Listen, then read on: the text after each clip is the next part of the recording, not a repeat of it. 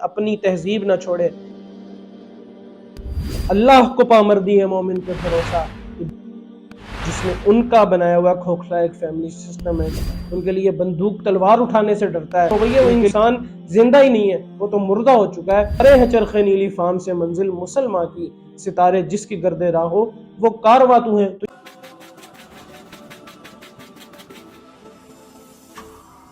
اعوذ باللہ من الشیطان الرجیم، بسم اللہ الرحمن الرحیم۔ Welcome back to another episode of Iqbaliyat with Muhammad Munib Ullah. امید کرتا ہوں اب تمام لوگ اپنی زندگیوں کے اندر خوش و خرم ہوں گے اور ایک بہترین زندگی گزار رہے ہوں گے۔ آج کی جو ہماری اقبالیات کی نظم ہے اس کا عنوان ہے بڈھے بلوچ کی نصیحت اپنے بیٹے کو۔ یقیناً یہ نصیحت جو ہے وہ پوری امت کے نوجوانوں کے لیے ہے، اور اس عنوان کی طرف اگر دیکھیں تو انسان نصیحت تب کرتا ہے جب اس کا آخری وقت قریب ہوتا ہے۔ تو آپ یہ کہہ سکتے ہیں کہ ایک بوڑھا شخص جو ہے وہ اپنی زندگی کا نچوڑ جو ہے وہ اپنے بیٹے کو بتا رہا ہے، اور اگر اوورآل دیکھیں تو ایک بوڑھا شخص پوری امت کو اپنی زندگی کا نچوڑ بتا کے جا رہا ہے کہ وہ کون سے اوصاف ہیں جو اپنی زندگی کے اندر لے کے آؤ گے تو دنیا بھی ملے گی اور آخرت بھی ملے گی۔ تو نظم کی طرف آتے ہیں۔ نظم ہے کہ بوڑھا اپنے بیٹے کو کہتا ہے کہ ہو تیرے بیاباں کی ہوا تجھ کو گوارا، اس دشت سے بہتر ہے نہ دلی نہ بخارا، جس سمت میں چاہے صفت سیل رواں چل،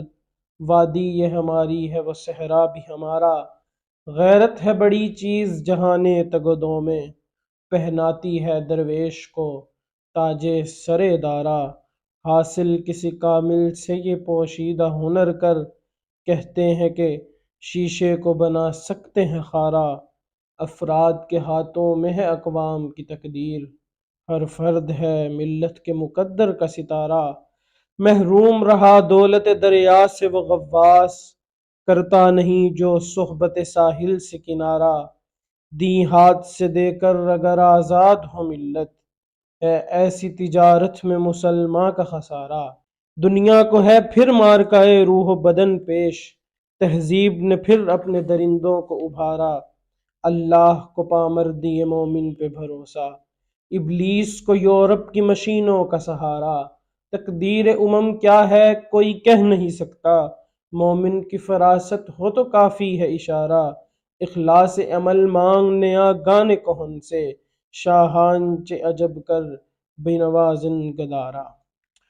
تو یہ مختصر سی 11 اشعار کی نظم ہے جس کے اندر مختلف اوصاف بیسیکلی اقبال نے بتائے ہیں کہ کیا کرنے کے کام ہیں اور کیا کرنے کے نہیں ہیں، اللہ کو کیا پسند ہے اور اللہ کو کیا پسند نہیں ہے، اور وہ ناپسند اور پسند حاصل کس طرح سے ہو سکتی ہے۔ تو پہلا شعر ہے ہو تیرے بیاباں کی ہوا تجھ کو گوارا،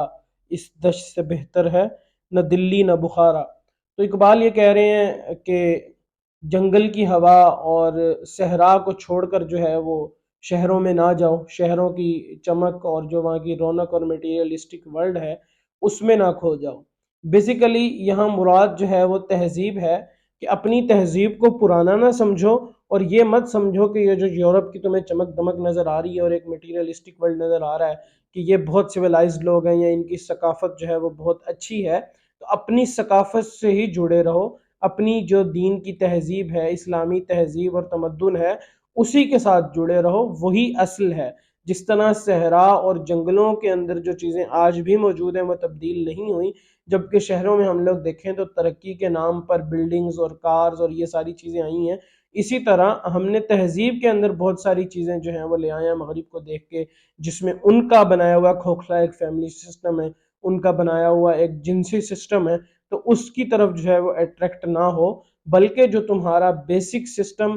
آف اسلامک سسٹم ہے اسی کے تحت جو ہے وہ اسی کے ساتھ جڑے رہو۔ اس کے اندر مطلب یہ ہے اقبال کے کہنے کا۔ پھر کہتے ہیں کہ جس سمت میں چاہے صفت سیل رواں چل، وادی یہ ہماری ہے وہ صحرا بھی ہمارا۔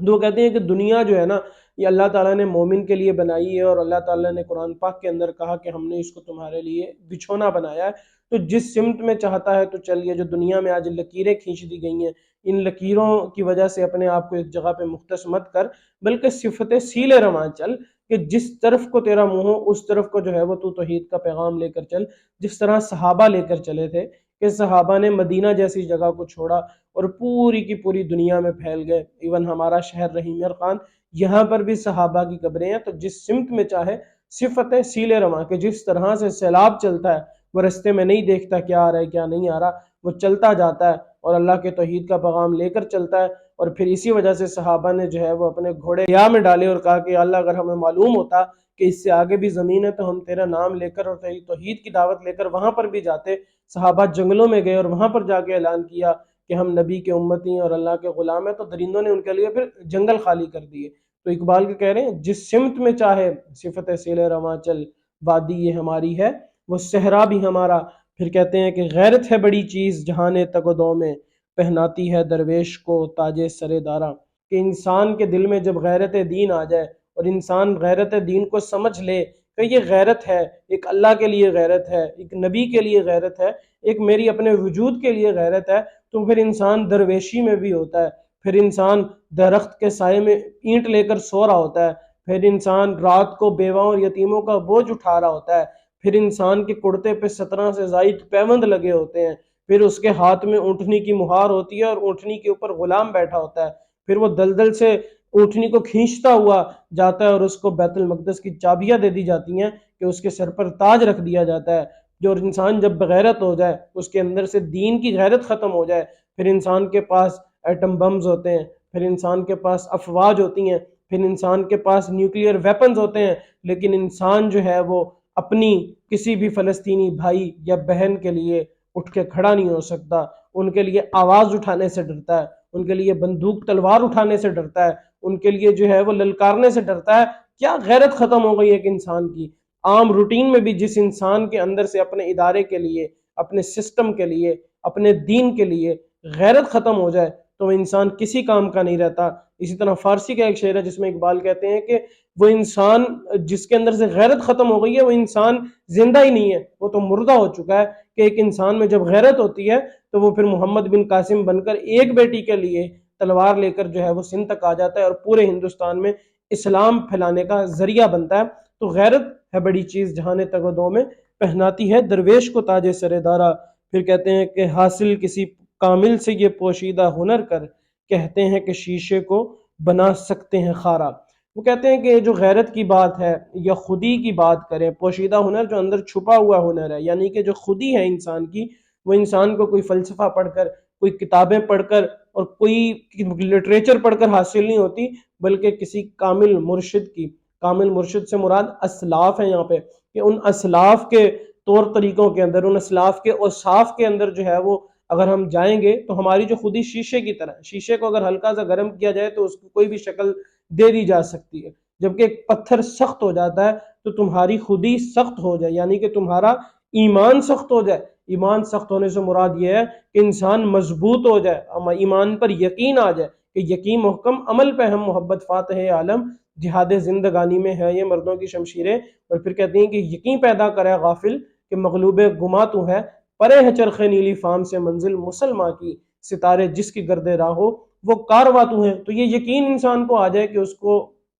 اللہ نے دنیا میں بھیجا کیوں ہے۔ تو یقین کس طرح سے آتا ہے؟ وہ کسی بڑے کی، کسی کامل انسان کی، کامل مرشد کی شگردی میں جا کے آتا ہے، نہ کہ صرف کتابوں کو پڑھ لینے سے یا صرف لٹریچر کو پڑھ لینے سے آتا ہے۔ پھر کہتے ہیں کہ افراد کے ہاتھوں میں ہے اقوام کی تقدیر، ہر فرد ہے ملت کے مقدر کا ستارہ۔ تو اس شعر کے اندر ایک بہت بڑے سوال کا جواب بھی دیا اقبال نے، وہی سوال جو آج 22 کروڑ لوگ یا دنیا کے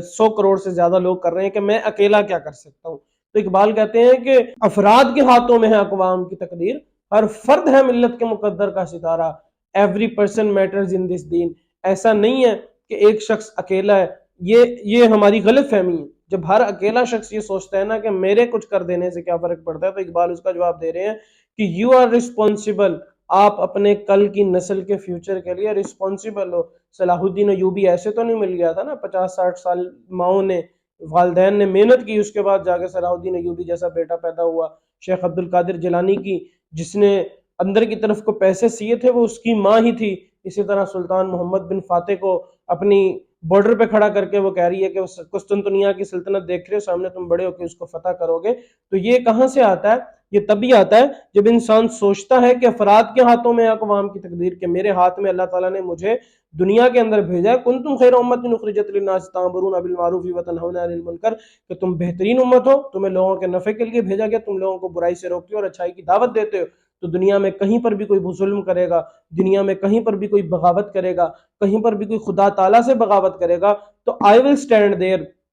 اور میں پوچھوں گا کیوں؟ کیونکہ ہر فرد ہے ملت کے مقدر کا ستارہ، جس طرح کی قوم ہوا کرتی ہے اسی طرح ان کا انجام ہوا کرتا ہے۔ ایسا ممکن ہی نہیں ہے کہ ہم لوگ جو ہے وہ بیٹھ کر انتظار کریں کسی خضر نما شخص کی کہ وہ آئے گا اور ہمارے حالات ٹھیک کر دے گا۔ اپنے زور بازو سے، اپنے آپ سے ہمیں جو ہے وہ خود کچھ کرنا پڑے گا، اس کے بعد ہی جا کے پھر اللہ تعالیٰ بھی ہماری تقدیر بدلیں گے۔ جب تک انسان خود کچھ نہیں کرتا، اوپر والا بھی جو ہے وہ ان کے لیے دروازے نہیں کھولتا۔ اوپر والا دروازے تبھی کھولتا ہے جب انسان اپنی جھولی لے کے کھڑا ہو اور کہے کہ یا اللہ، میں اس امت کا صلاح الدین ایوبی بننے کے لیے تیار ہوں، میں اس امت کا محمد بن قاسم بننے کے لیے تیار ہوں، تو میرے لیے دروازے کھول۔ میں اس امت کا سعد بن ابی وقاص بننے کے لیے تیار ہوں، میں اس امت کا ابو عبیدہ بننے کے لیے تیار ہوں، میں اس امت کا عمر بن خطاب بننے کے لیے تیار ہوں، تو میرے لیے دروازے کھول۔ تو پھر اللہ تعالیٰ دروازے کھولتے ہیں۔ بہرحال ہر فرد ہے ملت کے مقدر کا ستارہ۔ پھر کہتے ہیں کہ محروم رہا دولت دریا سے وہ غواص، کرتا نہیں جو صحبت ساحل سے کنارہ۔ غواص وہ ہوتا ہے جو دریا کے اندر چھلانگ لگاتا ہے اور وہاں سے خزانہ ڈھونڈ کے لاتا ہے، اس کو غواص کہتے ہیں، سمندر میں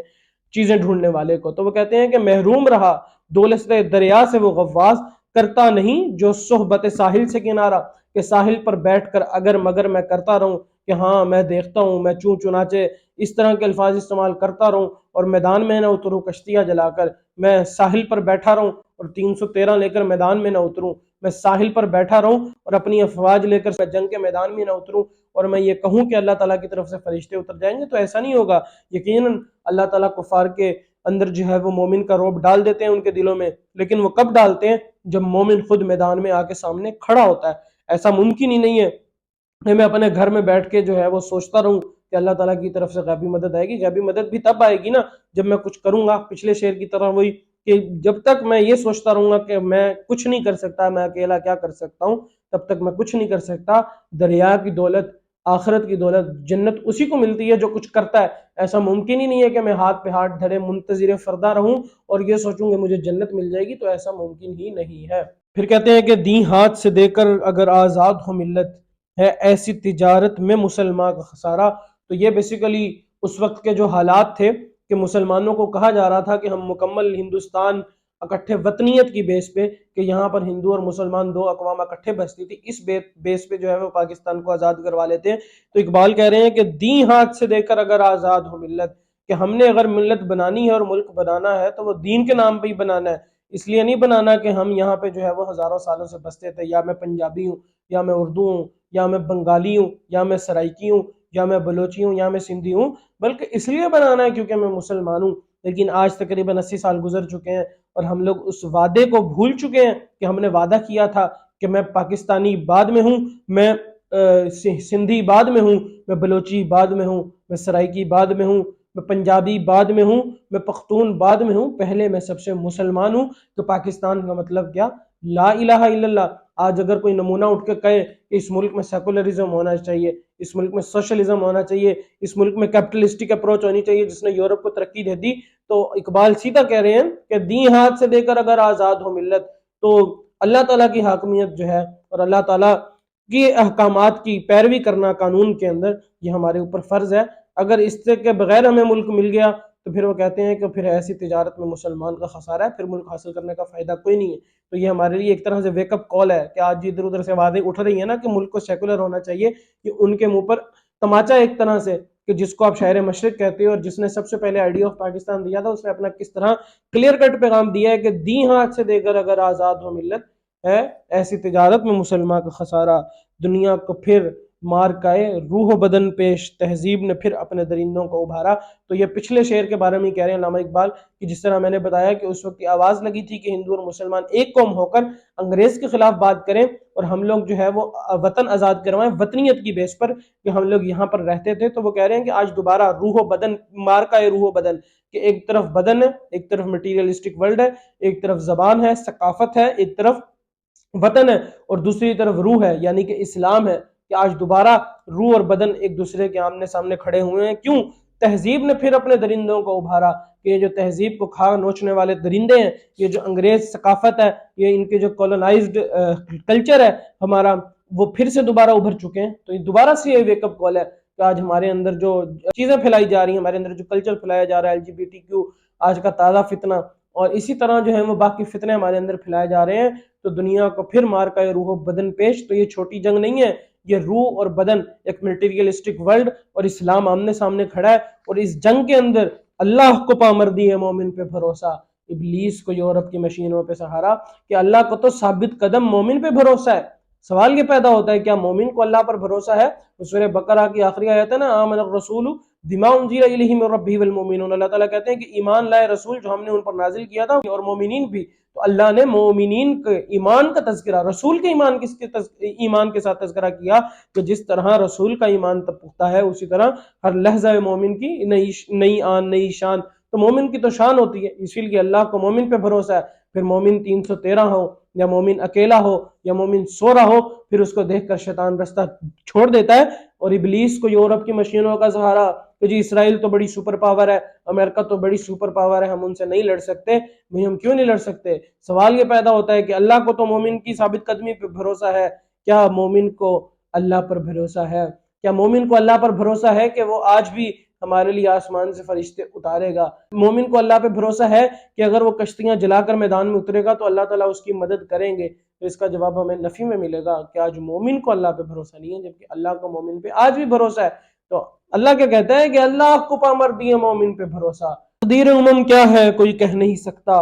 مومن کی فراست ہو تو کافی ہے اشارہ ہوگا نا۔ تقدیر امم کیا ہے، اینڈ پہ کیا ہونا ہے، کس نے جیتنا ہے، کس نے ہارنا ہے،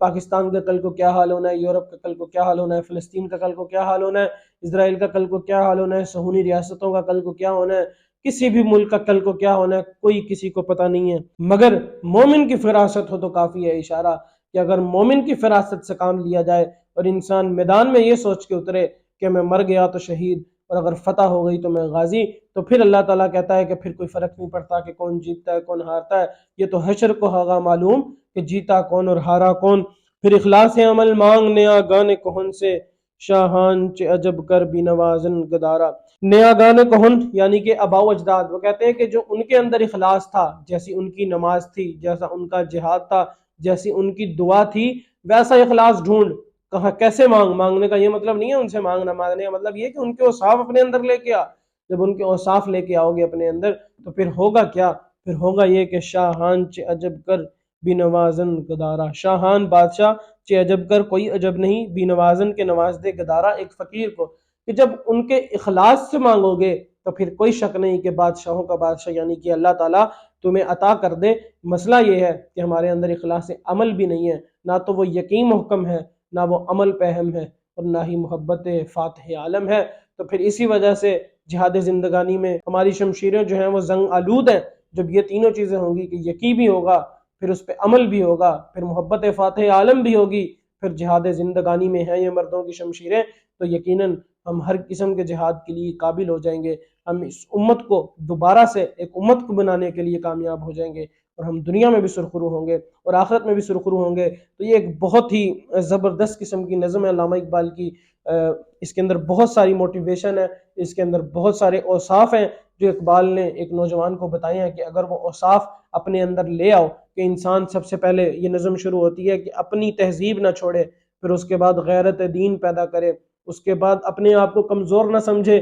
کہ ہر فرد ہے ملت کے مقدر کا ستارہ، پھر اپنے آپ کو مقدر کا ستارہ سمجھ کر بیٹھا نہ رہے کہ محروم رہا دولت دریا سے وہ غواص، کرتا نہیں جو صحبت ساحل سے کنارہ۔ پھر اس کے بعد اللہ پہ بھروسہ رکھے۔ اللہ پہ کیوں بھروسہ رکھے؟ کیونکہ اللہ کو پامردی ہے مومن پہ بھروسہ، اللہ کو پامردی ہے مومن پہ بھروسہ، ابلیس کو یورپ کی مشینوں کا سہارا۔ پھر اس سب کے بعد اخلاص عمل مانگ نیا گانے کہن سے، شیہان چے عجب گر بنوازن گدارا۔ کوئی شک نہیں پھر اللہ تیری دعا سن لے اور تجھے اس دنیا میں بھی سرخرو کر دے اور آخرت میں بھی سرخرو کر دے۔ اگر یہ ویڈیو اچھی لگی ہے تو اس کو اور دوستوں کے ساتھ بھی شیئر کریں تاکہ وہ بھی سیکھ سکیں اور ان کی زندگی کے اندر کوئی چینج آ سکے۔ جزاک اللہ، السلام۔